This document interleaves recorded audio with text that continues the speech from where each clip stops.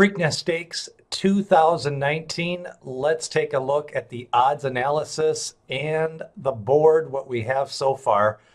I really think this is going to shake out as a very interesting betting race, and I think there's going to be some meat on the bone when we get done with it here because there's 4 or 5 horses that I'm not sure the public knows what to do. Let's take a look first at the morning line. This is what a morning line should look like. As we mentioned for the Kentucky Derby, way out of line, totally unrealistic morning line. We have a morning line that actually adds up to 122, which is very significant in this case because that means you're going to actually take a more realistic look at the odds. So the projected odds, again, is what I think the betting is going to be.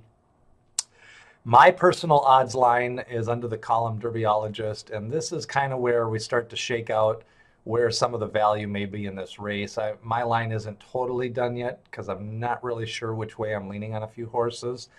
Hopefully we have a fast track.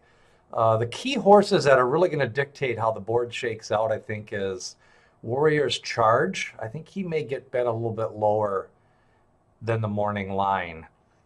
I also think it's going to be hard for Improbable to be less than 2-1. I think 5-2, 2-1 is really what you're looking at. He's got 3 straight losses. He was out of the top 4 in the Derby. Still some powerful connections with Mike Smith and Bob Baffert to the general betting public. But I think some of the exactas are going to sneak up on a few of these horses. Bourbon War, people don't know exactly what to do with him. He's going to benefit from a hot pace. There is some speed in the race with Always Mining and Warrior's Charge, but they're going up in class. Even Everfast, he's probably going to be the longest shot on the board. I'm projecting him around 51-1. I personally don't like him. I've got him at 52-1. The longest shot on the board to me to actually win the race is Bodie Express. I just don't see a scenario where he can win this race. He doesn't have a running style that fits. He doesn't have a pace profile that fits. He doesn't have any mitigating factors, trip notes, or pedigree that figures for him to improve in this race. He truly is kind of the oddball in here. At least Everfast has had a couple of races that kind of can put him in the zip code.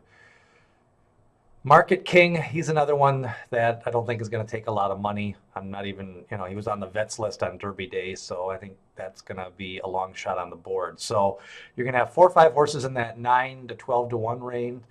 Signalman, I probably like a little bit better than the morning line. I have him at more like a 12 to 14-1 shot rather than a 30-1 shot.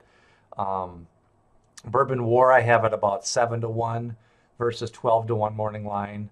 So those are some of the leans that I have early on. I'll be doing a write-up for this on derbyologist.com. Remember, what we're looking at here is you have to know the odds of the horses on the board versus the morning line to know how to play your doubles and pick threes. When you see a horse like Market King at 30-1, if you actually like a horse like that, your doubles and pick threes are going to be more like 50-1, and that influences how you should be betting these races and structuring some of your tickets. So that's why we do an analysis like this. If you don't really know what a horse is going to be and how you calculate your true odds, then that is how you actually bet the race. I think people just kind of get into the habit of, well, the money is what it is, and not so, and especially in some of the doubles and exacta and trifecta tickets. So I'll be doing a write-up on derbyologist.com. Make sure you don't miss any of the odds line analysis. Make sure to hit the subscribe button so you're up to date on all the latest videos. I'll also be doing a Preakness preview later on this week as we take a look at the 30th anniversary of when Sunday Silence and Easy Goer laid it down back in 1989. Trust me, the grandstands were shaking at Canterbury Park. And people, when that race got over, kind of looked at one another and knew they had saw something. So hopefully we get another stretch run like that. And Preakness 2019 at Old Hilltop. The tight turns, they're tightening them up right now as we speak. And the new shooters this year, I think, are going to take a lot of money in the 2019 Preakness.